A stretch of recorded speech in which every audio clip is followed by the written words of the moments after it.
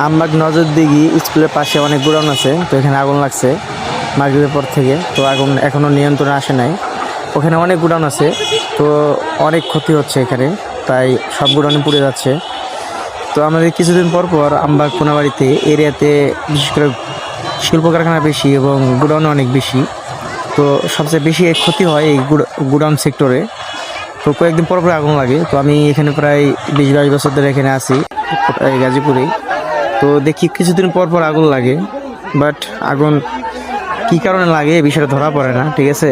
আর আগুন লাগার পরে যে ফায়ার ফাইটারের গাড়ি আসবে ওই ধরনের সিস্টেম থাকে না, বা জ্যাম জটে আটকে থাকে।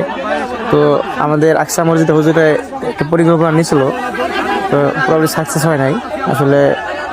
এখানে আমাদের এই কোনাবাড়ির এরিয়ার ভিতরে আর কি ফায়ার ফাইটারের প্রবেশ করতে হবে, কারণ আমাদের এখানে আগুন কয়েকদিন পর পর লাগে। আর বিষয়টা খতিয়ে দেখতে হবে কি কারণে এত আগুন লাগে। তো কোটি কোটি টাকা ব্যবসার লোকসান হয়ে যাচ্ছে এখানে। তো আমরা সকলে আল্লাহ তাআলার কাছে দোয়া করি যেন আগুন নিয়ন্ত্রণে চলে আসে। আমিন।